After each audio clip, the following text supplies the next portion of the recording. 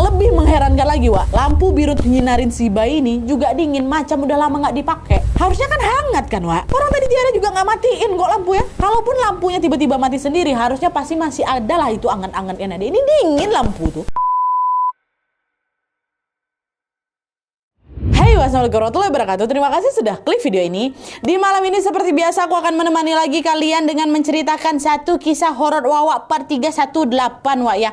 Kalau misalnya kita ngomongin kisah horor, menurut kalian nih, tempat apa aja yang vibes-nya bikin merinding, Wak? Mungkin ada gedung kosong yang udah lama terbengkalai ya kan, sungai yang terlihat gelap di malam hari, atau mungkin lorong hotel yang sepi. Kalau aku nih, Wak ya, salah satu tempat yang sampai sekarang kurasa suasananya tuh paling gak nyaman adalah rumah sakit. Walaupun ramai kali sama lalu lalang orang, Wak, entah kenapa tetap aja ada rasa mencekam dan juga dingin gitu. Mungkin karena setiap ke rumah sakit bawaannya selalu cemas ya kan, karena pasti ada yang lagi nggak sehat. Dan terlepas dari itu, aku juga sering kali dengar cerita-cerita horor yang terjadi di rumah sakit. Salah satunya yaitu KHW yang akan aku ceritakan malam ini, Wak. Kisah ini tuh dialami sama Wawa kita waktu dia PKL di rumah sakit. Dimana pada suatu suatu malam dia ini ketemu sama seorang pasien yang lagi butuh bantuannya. Tapi pas Wawa ini ngebantuin, Wawa notice, Wak, kok ada banyak kali kejanggalan sama pasien ini ya. Kejanggalan itu yang bikin Wawa nih mikir, ini betulan pasien apa bukan nih? Kalau kita nggak yakin sama identitas orang yang lagi berinteraksi sama kita, Wak, itu kan pasti ada rasa resah gitu. Sama halnya kalau kita tiba-tiba dapat telepon dari nomor yang tidak kita dikenal. Banyak kan, Wak, modus-modus penipuan lewat telepon kayak gini.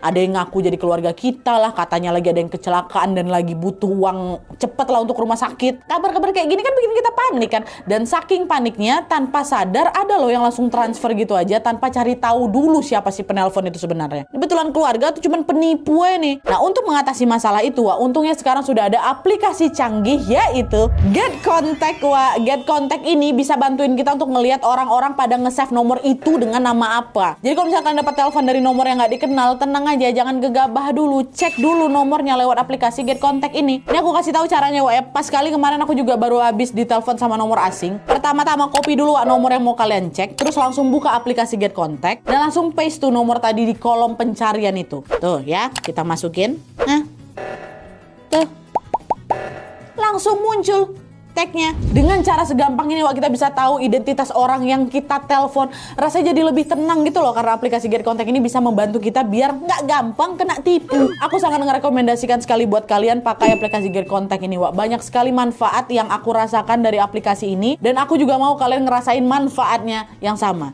Jadi tunggu apa lagi, langsung segera install sekarang juga. Linknya sudah aku sertakan di description box di bawah. Dan sekarang barulah tanpa berlama-lama kita langsung masuk aja ke ceritanya. Check it out.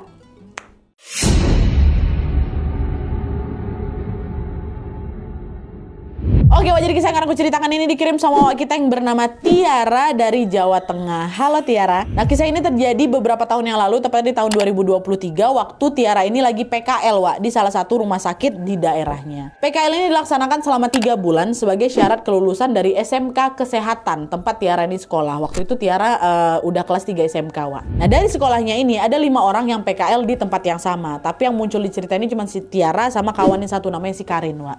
Dah tuh, di 2 minggu pertama semua kegiatan PKL itu berjalan lancar di rumah sakit ini. Tiara sama si Karin ini bisa ngerjain tugasnya dengan baik. Dan kalau ada kendala, mereka akan dibantu sama seorang perawat senior yang bernama Mbak Ayu yang juga ngedampingin mereka. Pastinya PKL ini ngasih banyak sekali pengalaman baru buat mereka kan, Wak. Tapi siapa sangka waktu masuk minggu ketiga, malah pengalaman horor yang kami dapat di sana. Ya, jadi ceritanya hari itu Tiara sama si Karin ini dapat giliran shift malam, Wak, untuk jaga ruang Perina. Ini sedikit informasi aja soal ruangan ini. Jadi ruangan Perina ini adalah ruangan bayi yang butuh perawatan khusus, Wak. Contohnya bayi dengan kadar bilirubin yang tinggi atau yang sering disebut bayi kuning yang kulit sama matanya menguning gitu loh.